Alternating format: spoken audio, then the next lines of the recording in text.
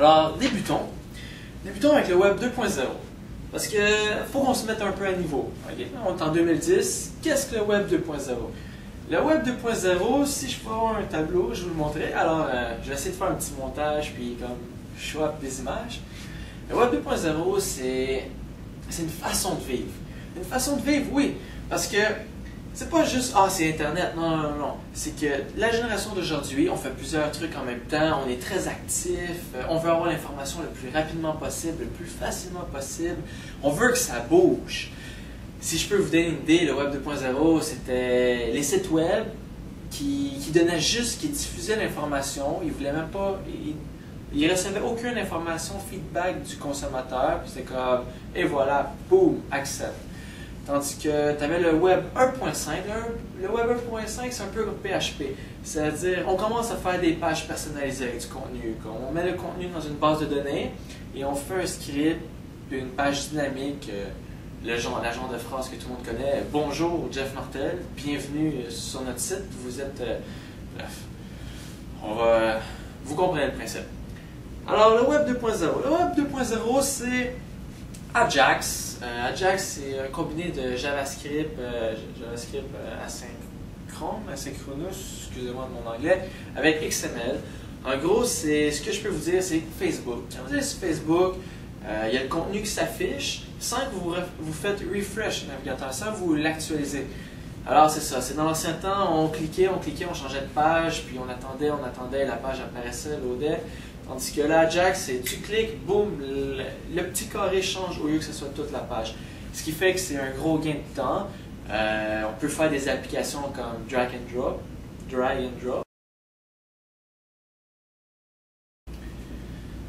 En gros, la différence de mentalité avec le Web 1.0 et le Web 2.0, c'est avant, on était borné, fermé, on faisait un gros site web qui nous coûtait la grosse argent et fermé à tout le monde. C'est comme, c'est notre site web, c'est notre langage de programmation, c'est nos scripts, c'est nos applications, c'est notre portail.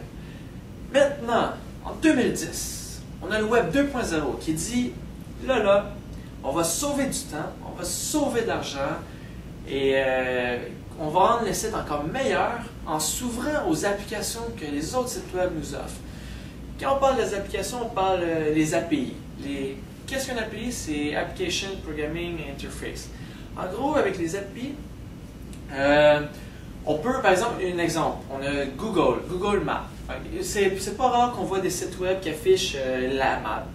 Avant, il fallait peut-être acheter une base de données chez chez Canada Post qui disait, avec les codes postales, on disait, OK, ben, tu es situé là, blablabla. Aujourd'hui, non.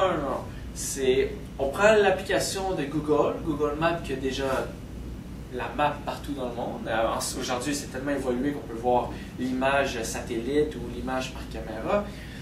Avec ça, on a aussi YouTube. Avant, on programmait l'interface vidéo, on l'uploadait, on le diffusait sur notre site web, ça nous coûtait chaque bande passante. Aujourd'hui, qu'est-ce qu'on fait? On l'ajoute sur YouTube, Dailymotion, Vimeo, autres sites dans ce genre. Et écoute, eux, ils ont des programmeurs qui programmer des belles applications. On upload la vidéo sur notre site web, on affiche la vidéo à l'aide du embed code qu'on publie sur notre site web. Et qu'est-ce qui est merveilleux là-dedans, c'est que la bande passante ne coûte rien. Parce que tout ça, c'est YouTube qui s'en occupe. Alors, on sauve l'argent, on n'a plus à programmer des interfaces ou acheter des applications qui coûtent la fortune. Et, écoute, ça rouvre des portes. C'est ça le Web 2.0, c'est on rouvre des portes sur le monde. C'est avant, tu avais ton vidéo sur ton site web, mais là, tu affiches ton vidéo sur YouTube. Les gens, YouTube qui a des millions, des milliards de visiteurs chaque jour, je ne sais pas, eux, ils trouvent ton vidéo, ils font « Ah, ça m'intéresse » et là, clic, ils tombent sur ton site. Qu'est-ce qui arrive là-dedans? Ça rouvre les portes, comme je dis, c'est non seulement on économise du temps, de l'argent et plein d'autres trucs, on va chercher des clients qu'on n'avait peut-être pas au départ. D'où pourquoi nous vous recommandons, chaque entreprise devrait avoir une vidéo que vous publiez sur le net. Ensuite de ça, il y a Facebook. Qui ne connaît pas Facebook? Aujourd'hui, tout le monde est sur Facebook. Si tu n'es pas sur Facebook, c'est comme si tu n'as pas de micro-ondes en 2010. Ça se peut pas. Alors, Facebook, en gros, l'effet de communauté est là. non seulement tu peux ajouter tes amis, ta famille, tes contacts, mais tu peux voir les amis de tes amis et élargir ton réseau. Alors, une entreprise aujourd'hui qui n'est pas sur Facebook, écoute, cette entreprise-là, je pense qu'elle ne t'offrira pas bien longtemps. Parce que, du moins, pour le Facebook, ça rejoint beaucoup les consommateurs. Alors, si tu vends un produit aux consommateurs, le B2C, tu te dois d'être sur Facebook. Tu fais des petites promotions, ok, comme aujourd'hui on fait un événement comme 2 pour 1 chez Subway ou n'importe quel autre restaurant, café. Les magasins de mode, c'est des ventes. Parce que, en gros, c'est Facebook, je sais pas quoi dire sur tout le monde quand ça me semble tellement acquis. En gros, Facebook, tu peux partager tes photos, tu peux taguer le monde sur des photos. Si tu dis, ah, telle personne, c'est son compte. Ensuite de ça, tu as les événements. Tu peux inviter tout le monde à tes événements, à participer. Tu as les jeux avec les API de Facebook. Tu as des gens qui ont programmé des jeux qui ne connaissent pas Farmville. Tout le monde connaît Farmville. C'est un petit jeu. Tu peux jouer avec tes amis. Tu as le poker. Au lieu de le poker en ligne, ça en est un. Ensuite de ça, Twitter. Un bon exemple de Twitter. Twitter, c'est comme un peu le statut de Facebook, sauf que c'est juste un site concentré là-dessus. C'est à peu près, je crois, c'est 250 caractères, tu peux écrire. Tu marches dans la rue, puis tu vois un accident d'auto, là tu prends ton BlackBerry, tu ouvres Twitter et tu fais « Je viens de voir un accident ». Puis là, les gens vont tweeter, vont dire « J'espère qu'il n'y avait pas de blessés ». Ok, vu de même, ça semble un peu inutile. Mais, il y a des moyens d'optimiser l'utilisation de Twitter. Par exemple, à l'aide de flux RSS, vous pouvez faire une application que, aussitôt qu'il y a du contenu qui se met à jour, ça va être publié sur votre Twitter, vous dites, allez voir ce contenu-là, vous affichez le lien, les gens qui restent informés, ok, tel Ego Media, ils ont une nouvelle capsule, on clique, boum, on regarde la capsule, et voilà. Sinon, la bonne exemple, je l'ai expliqué de Twitter, c'est lorsqu'il y a eu l'ouragan Katrina, il y avait, je ne me rappelle plus la compagnie, on va l'appeler le Renault Dépôt de ce monde. On va dire que c'était Renault Dépôt. Renault Dépôt, cette compagnie-là, il disait, il n'y a plus de génératrices dans ce magasin-là, mais par contre, il en reste 50 là et 70 là, à telle ville. Qu'est-ce qui arrivait, c'est que le monde aimait vraiment ça, parce qu'il pouvait rester informé, bien sûr, il fallait qu'il y ait une connexion Internet, mais il faisait, ok, on peut aller acheter une génératrice qui est là.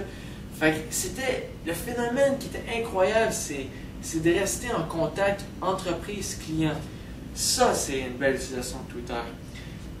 Ensuite de ça, qu'est-ce que je peux parler? Bon, j'ai parlé un peu des flux RSS. Les flux RSS, c'est des syndications de contenu. Qu'est-ce qu'une syndication de contenu? C'est merveilleux. C'est, par exemple, je publie un article sur mon blog et ça le marque dans mon flux RSS. Et vous êtes abonné à mon flux RSS et vous voyez un update, une mise à jour. C'est un nouvel article, vous voyez un petit aperçu et vous cliquez.